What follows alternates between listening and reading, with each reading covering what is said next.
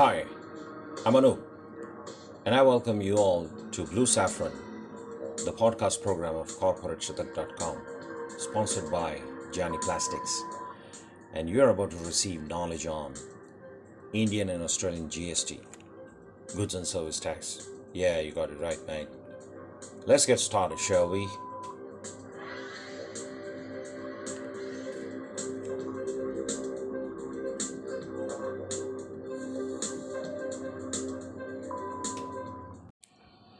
Unregistered dealer and reverse charge mechanism in GST. It's not complicated at all as it may look. Normally, the supplier pays the GST, collects tax from the recipient, and pays it to the government. Nevertheless, in some cases, it is reverse. That is, the recipient has to pay the tax. Apropos, buying from an unregistered supplier attracts reverse charge where the recipient, that is you, is going to have to pay the tax instead of supplier. Let's hear it again for the sake of affirmation.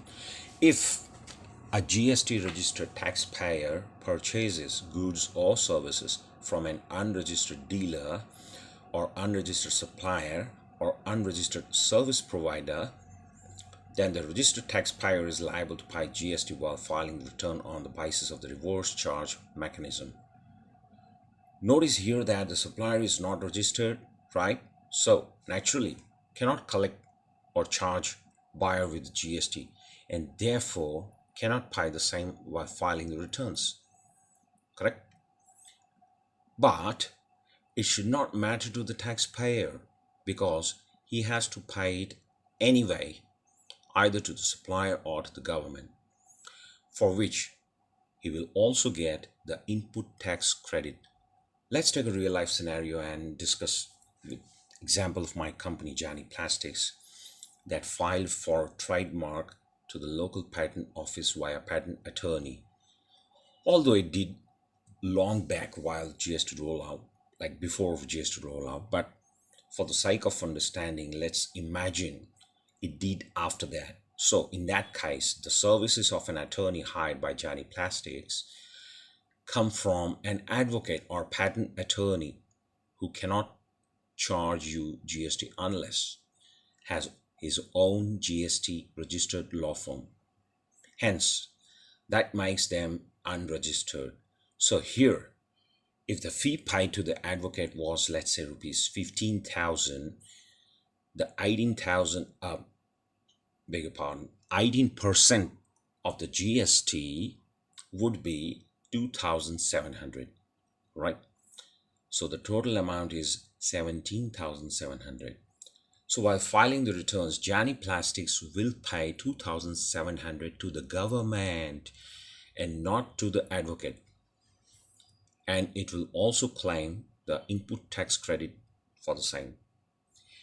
If it were a normal charge scenario, if there was a law firm which was GST registered, then Jani Plastics would pay the tax to the law firm, all right? After providing the tax invoice to the Jani Plastics, the law firm would pay the tax to the government. I hope I'm not confusing you.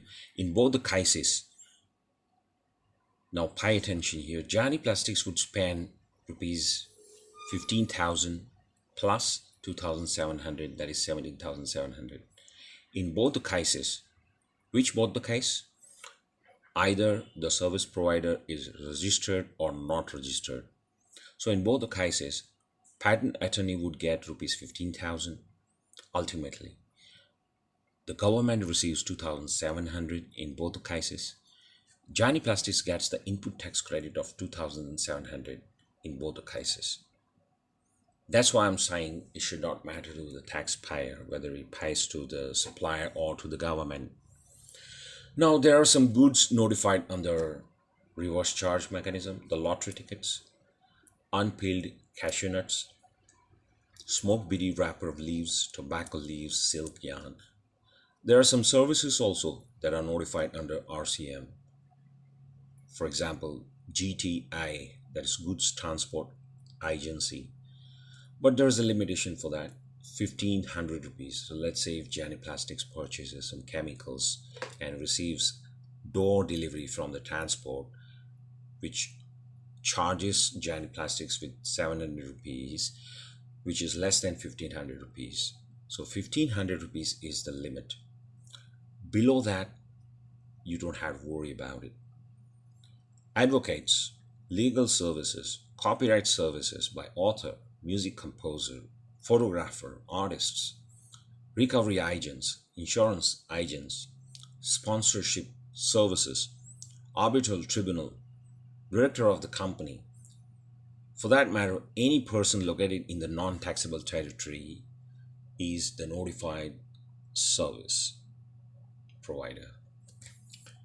Now, the goods and services other than notified are called unnotified, and that too fall under this RCM, reverse charge mechanism policy. In case the recipient is not registered person, I'm talking about the recipient. If the recipient is not registered person, for example, let's say a common man is buying a lottery ticket, he's not registered person, right? So he is not liable to get registered, pay tax on the purchase of the lottery to the government. In that case, the lottery distributor has to get registered first and charge GST to the lottery buyer and pay tax to the government. This is not reverse charge. This becomes a normal scenario then. When buyer and seller both are not registered, then there's no question about it. There's no tax paying other than the income tax. So the seller gets the income and he pays the income tax. That's it. The takeaway from this I would recommend is be extremely careful while availing the services or receiving the goods from unregistered dealer or supplier.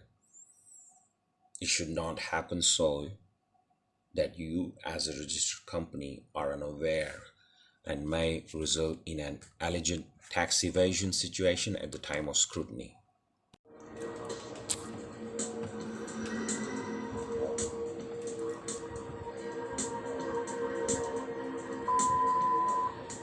So my dear listeners, I hope you enjoyed the audio. I also hope there was some takeaway for you. Signing off now. We'll come up with more interesting episodes. Till then, take good care of yourselves. Keep liking your one and only Blue Saffron. Cheers. Bye-bye.